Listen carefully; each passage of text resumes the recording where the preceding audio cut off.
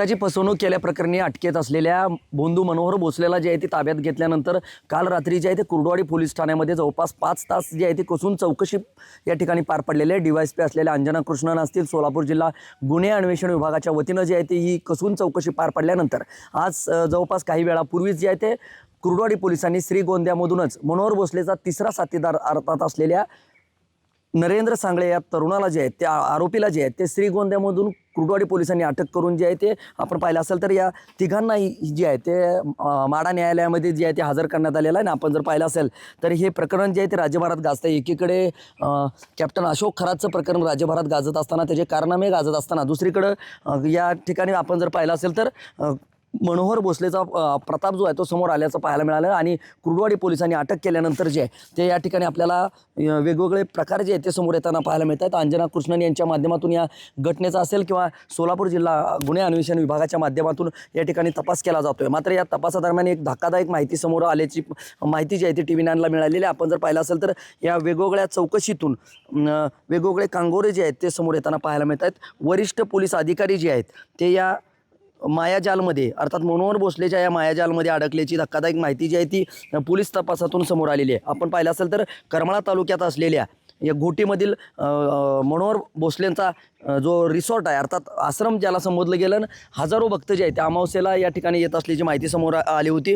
करमाळ्याच्या या मनोहर भोसलेंना जे आहेत त्याचा साथीदार असलेला विशाल वाघमारे आणि दुसरा साथीदार जो अटक करण्यात आलेली आहे कुर्डुवाडी पोलिसांनी, अशा नरेंद्र सांगळेला देखील ताब्यात घेतल्या आल्यानंतर आता माडा न्यायालय समोर जे आहे त्या हजर करण्यात आलेलं आहे। त्यामुळे आता त्या माडा न्यायालयामध्ये या तिघांनाही काय नेमकी न्यायालयीन कोठडी मिळते की पोलीस कोठडी मिळते हे पाहणं महत्त्वाचं असणार आहे। तत्पूर्वी आपण जर पाहिलं तर बोंधूबाबाच्या या मायाजालमध्ये मुंबईतील काही वरिष्ठ पोलीस अधिकारीही भक्त म्हणून अडकल्याची माहिती, धक्कादायक माहिती समोर आली आहे। त्यामुळे त्या दृष्टीनं या घटनेचा जो आहे तो, या प्रकरणाचा जो आहे तो तपास जो आहे तो केला जातोय। दुसरीकडे या प्रकरणाचं गांभीर्य ओळखून सोलापूर गुन्हे अन्वेषण शाखा असतील, आर्थिक गुन्हे शाखा असतील, कुर्डुवाडी व करमाळा पोलीस स्टेशनच्या पथकाद्वारे, सायबर पथकाद्वारे, या DYSPच्या विशेष तांत्रिक पथकाद्वारे या प्रकरणाचा जो आहे तो मनोहर भोसलेच्या प्रकरणाचा बोंधुगिरीचा बाजार कसा चालत होता त्याबाबतचा जो सखोल चौकशी अहवाल जो आहे तो चौकशीचा भाग जो आहे तो या ठिकाणी पार पडताना पाहायला मिळतोय। त्यामुळं एकीकडे आर्थिक देवाणघेवाण काय झाली आहे, किती आर्थिक व्यवहाराची कसून चौकशी जी आहे ते या निमित्तानं केली जाते। विशाल वाघमारे हा मनोहर भोसलेंचा दुसरा साथीदार होता, तो नातेवाईक असल्याचं देखील पोलीस तपासातून निष्पन्न झालेलं आहे। पोलिसांनी जे आहे ते मठातील काही सेवेकरांनाही ताब्यात घेऊन त्यांची सखोल चौकशी केली आहे। या रॅकेटमध्ये आणखी किती लोकांचा सहभाग आहे याचा शोध जो आहे तो कुर्डुवाडी पोलीस असतील, एकंदरीत जिल्हा पोलीस प्रशासन घेताना पाहायला मिळते।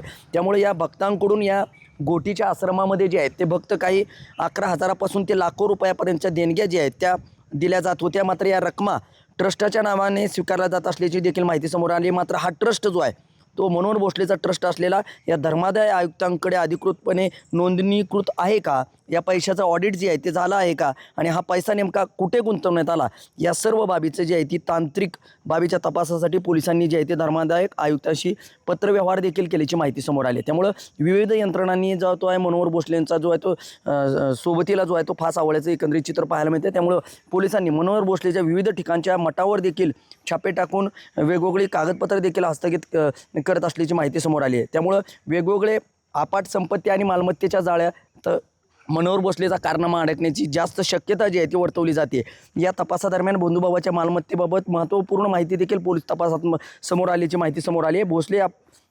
मनोहर भोसले हे आपल्या आईवडिलांपासून वेगळे राहून पुण्यामध्ये पत्नी आणि 3 मुलांसह वास्तव्यास होता आणि तिथं भक्तांनी त्याला दिलेले अनेक आलिशान फ्लॅट्स आहेत ते उघड झालेले आहेत। त्यामुळं गाणगापूर जे देवस्थान दत्त देवस्थान जिथं मानलं जातं, राज्यभरातले देवस्थानातले दत्त भक्त जे आहेत ते तिथे येत असतात, या गाणगापूरमध्ये देखील मठ देखील उघडण्यात आल्याची देखील माहिती समोर आलेली आहे। त्यामुळे एकीकडे या मायाजालमध्ये मुंबईतले बरेच वरिष्ठ पोलीस अधिकारी देखील हे भक्त म्हणून अडकल्याची माहिती समोर आली। त्यामुळं आणखी या मनोहर भोसलेंचा प्रताप काय समोर येतोय हे देखील पाहणं महत्त्वाचं आहे। तत्पूर्वी आपण जर पाहिलं तर माडा न्यायालय जे आहे ते या मनोहर भोसलेला नेमकी किती दिवसाची न्यायालयीन असेल किंवा पोलीस कोठडी किती दिवसाची देते हे देखील पाहणं महत्त्वाचं आहे। तत्पूर्वी आपण जर पाहिलं असेल तर मनोहर भोसलेचा दुसरा साथीदार जो आहे तो नरेंद्र सांगळे असेल किंवा विशाल वाघमारे या दोघां साथीदाराबरोबर आता मनोहर भोसले देखील जो आहे तो पोलिसांच्या ताब्यात आहे ना. आपण पाहिलं असेल तर माढा न्यायालयामध्ये जे आहे ते त्यांना दाखल करण्यात आलं आहे. त्यामुळे या पुढच्या काळामध्ये काय अपडेट या प्रकरणातले समोर येतात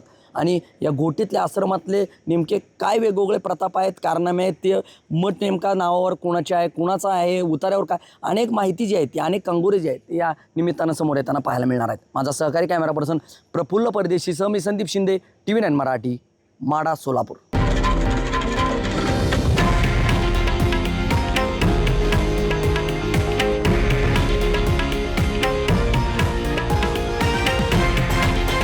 हे आहे देशातील नंबर 1 न्यूज नेटवर्क आणि आपण पाहत आहात TV9 मराठी, एकमेव.